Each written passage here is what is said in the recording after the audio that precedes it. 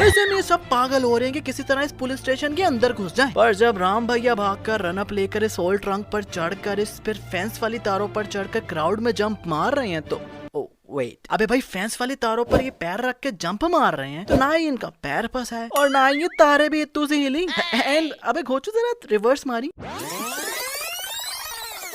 ये यहाँ खड़े हुए हैं और फिर भागना चालू करके ट्रंक पे जंप मार रहे हैं, जबकि ये ऑयल ट्रंक तो इनके पैरों के एकदम पास ही गिरा था। खैर जब क्राउड से इस चिरकुट को पकड़ के वापस ला रहे हैं तो ये चाचा ताला खोलता है जो कि पहले से ही खुला हुआ था और अब ये लोग इजीली अंदर आ सकते हैं, पर इंस्टेड ऑफ दैट ये लोग फालतू में गिर गए। अब राम भैया ने इतू सा धक्का भी नहीं दिया, नहीं मतलब इतना श्योर कार डाला था जब अंदर ही नहीं आना था रे बाबा, और वैसे भी इन्होंने अंदर ही आना था तो इस दीवार से आ जाता क्योंकि लिटरली इतनी छोटी सी दीवार है, ऊपर से यहाँ कोई तारे शारे भी नहीं लगाई हुई। और मजे की बात, राम ने इस बंदे को हल्का सा पुश किया था और इसे एटलीस्ट यहाँ गिर जाना चाहिए था ना, पर नहीं भाई ये तो गिरता गिरता इतनी दूर सीढ़ियों पर जाकर गिर रहा है। Oh my God! ये सब लोग राम भैया के ऊपर चढ़ रहे हैं और राम भैया नीचे खुले डुले ही बैठे हुए हैं। लाइक स्पेस देखो, और इन सब लोगों ने क्या मुंह में विमल डाला हुआ है जो राम भैया हल्का सा डंडा ही मारते हैं तो मुंह से फुर्र करके फेंकते हैं। एंड फाइनली जब राम भैया को डंडा पड़ता है तो इस पुतले से इतनी दूर गिर रहे हैं, पर फिर पैर मारते हैं तो ये पुतला इनके ऊपर गिर जाता है। अबे राम भैया का इतना लंबा है क्या पैर जो इतनी दूर पुतले को मार के गिरा दिया। इस सीन में ये बच्चा पानी में फंस गया है तो राम भीम को हेल्प के लिए बुलाता है और भीम भी अपनी बाइक को स्टार्ट करके जाने लगता है तो अबे इसका पैर इसके किक के बीच में से कैसे निकल रहा है। खैर जब भीम भैया बाइक घुमाते हैं तो वो किक गायब भी हो गई। राम किसी रैंडम रस्सी को पकड़ के भीम को कहता है कि बेटा तूने यहाँ डाई लगानी है और मैं यहाँ लगाता हूँ। नहीं मतलब एक रैंडम बंदे पर इतना ट्रस्ट। आई मीन अगर ये भीम भैया ना जंप लगाते तो राम भैया ने नीचे नहीं डायरेक्ट ऊपर ही जाना था। और भाई बच्चे को भी देखो कैसे बचाते हैं कि एक साइड से पकड़ के दूसरी साइड पर फेंक दिया।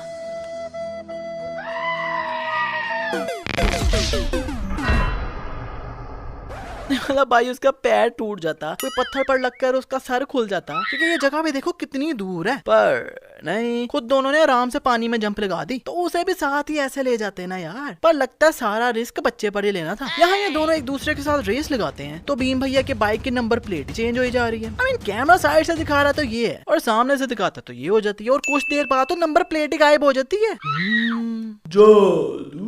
राम इस अंग्रेजनी की कार पंक्चर करने के लिए इतने ज्यादा कील फेंकता है तो जब ये भीम को कह रही है कि मुझे यहाँ छोड़ दो तो राम भैया प्लीज यार अगर खारिज करना हो गया तो हाथ बाहर निकाल लो यार, मुझसे फोकस नहीं किया जा रहा यार। कह रहा पीछे से कील भी लगता है कहीं चले गए हैं क्योंकि आप पीछे हैं ही नहीं। अबे भाई फिर अंदर हाथ डाल लिया, भागो।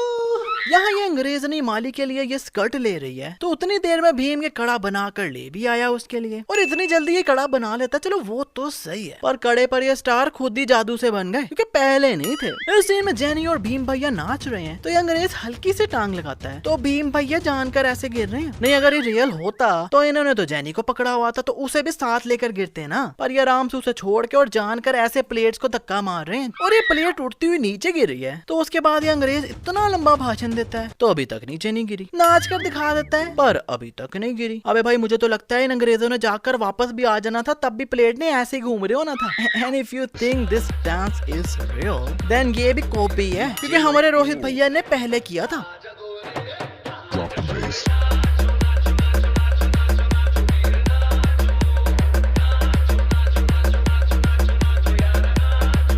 जैन की गाड़ी के पिछवाड़े का पेंट देखकर राम को याद आता है कि ये पेंट अपुन ने कहीं देखा था। फिर याद आता है कि ये तो उसी बंदे के नाखून पर लगा हुआ था जिसे राजू भैया ढूंढ रहे थे, पर मैंने जब रिवाइंड करके वही सीन देखा तो उसके नाखून पर तो कोई पेंट शेड लगा ही नहीं हुआ था भाई। मतलब कुछ भी। इस सीन में भीम भैया ने अंग्रेजों पर हमला कर दिया विद एनिमल्स। वेट, अब इन्होंने क्या हिरन को टाइगर के साथ ही बंद कर दिया, मतलब शेर को उसके खाने के साथ ही बंद कर दिया, पर फिर भी नहीं खाया उसने इनको भाई। और कुछ लोग कमेंट्स में कहेंगे कि भाई शेर का पेट भरा होगा तो भाई फिर शेर इंसानों पर क्यों कूद कर पड़ रहा है। आई मीन रेसिस्ट शेर है क्या। सीधा भीम भैया पर पीछे से अटैक करता है एंड भीम भैया भी लाइक अबे हट, गजब बेइज्जती है।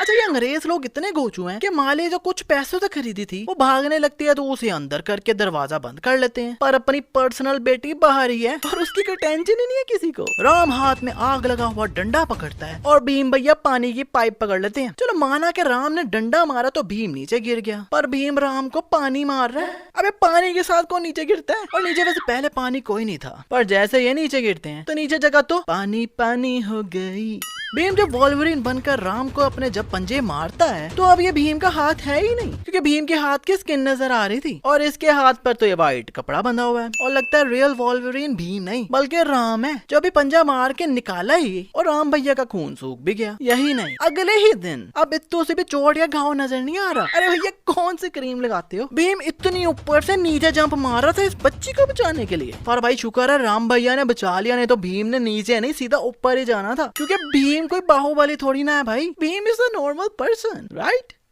नहीं, जब राम ने ये वॉल्स यहाँ फेंका था तो ये बॉर्डर टूट के नीचे गिर गए थे जमीन पर राम जब भीम को पकड़ रहा है तो नीचे तो जमीन अब एकदम से खुद ही साफ ही हो गई। इस सीन में भाई एक बात समझ नहीं आई कि ये डंडे बड़े बड़े हैं जब भीम के हाथ बंधे हुए थे इस पर जैसे भीम को पीछे लेकर जा रहे हैं तो ये डंडे खुद कैसे छोटे हो गए। आप लोग कहोगे कि भाई नीचे चला गया होगा, तो भाई नीचे जाता तो इतनी फ्लैट सरफेस ना होती ना, क्योंकि कुछ देर बाद वो डंडे बिल्कुल ही गायब हो गए।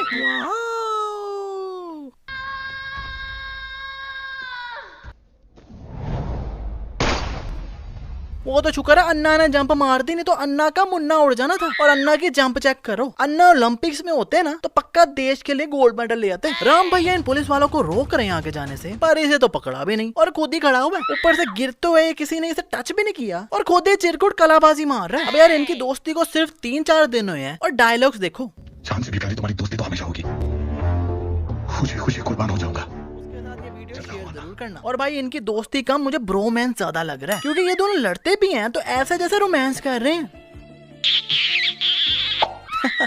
जोकिंग रे। इस सीन में भीम छोटी सी जंप मारता है और गिर ऐसी जगह रहा है जहाँ कोई घास नहीं है, पर जैसे कैमरा सामने से दिखा रहा है तो ये तो किसी फुल ग्रासी जगह पर गिर रहा है और गिर भी देखो पिछली दीवार से कितना दूर रहा है। भीम राम को बचाने बड़ा छुप छुप के जा रहा है और किसी को भी नहीं दिख रहा। हाँ भाई किसी को भी नहीं दिख रहा, मुझे तो बिल्कुल नहीं दिख रहा। और भीम का हाथ एकदम खाली है, पर राम जब भीम से कहता है किसने बताया, तो हाथ में एकदम से ये लॉकेट निकल आता है।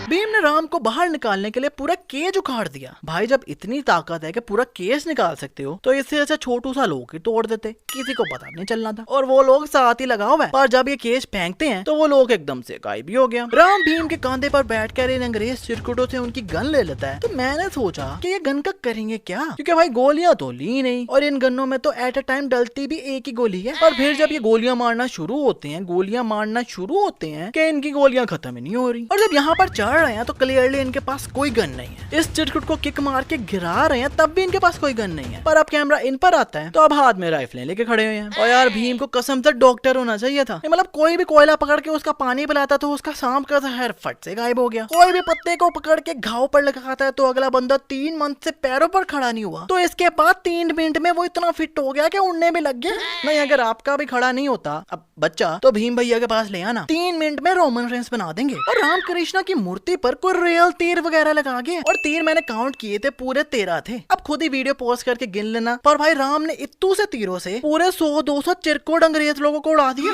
और मजे की बात अभी भी तीर उतने ही है पीछे जितने पहले थे। हाँ एक सीन में राम के पीछे से तीर खत्म भी हो गए थे and I was like oh ये, पर राम को जब गोली लगती है तो पीछे तो फिर से तीर आ गए। और इस चिरकुट पर मुझे हंसी आ रही है कि भाई इतना घोचू है ये कि लड़ने आया है और वो भी सिर्फ एक ही बुलेट गन में डालकर ले आया। और भाई ये सीन चल रहा तो अच्छी वाली रात हो रही है और एकदम से दिन भी हो गया और इसकी कोई लॉजिक भी नहीं बताई इन्होंने फिल्म में। और अगर आप कहोगे कि भाई सनराइज का टाइम होगा तो भाई धूप देखो कितनी तेज कड़ाके वाली धूप है कि अपना जादू भी बाहुबली बन जाए। खैर भाई इस मिस्टेक पर तो बोनस बनता है, नहीं बनता है। और ये सीन देखकर तो हल्क भी कहेगा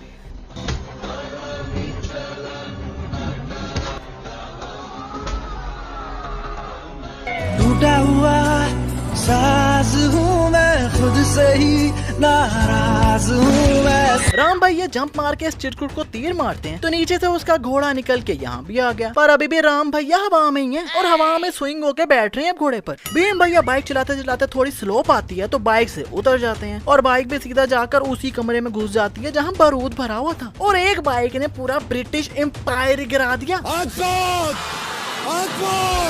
नहीं भाई ये नीचे जा रही है ना, फिर एकदम से नीचे जाते जाते अंदर कैसे घुस गई? वाकई घोस्ट राइडर की बाइक है क्या? Really? No. Really? अबे भाई तेरे माता पिता को मार दिया इसने, पूरा ब्रिटिश एम्पायर गिरा के आ रहा है और बड़ी हंसी हंसी गले में रही है इसकी। Why, dude? राम अपनी तरफ से अपने थंब को काट कर खून निकालने वाला है, पर भाई इस तीर पर पहले से ही रंग लगा हुआ है और वही इसके थंब पर लगता है और हमें ऑडियंस को बताया जैसे कि राम ने अपना अंगूठा काटा है और ऐसे ही इन्होंने ऑडियंस को फील करवाया कि राम का खून निकल रहा है अंगूठे से। एंड डोंट टेल मी कि इतना नीट इतना क्लीन राम ने खून से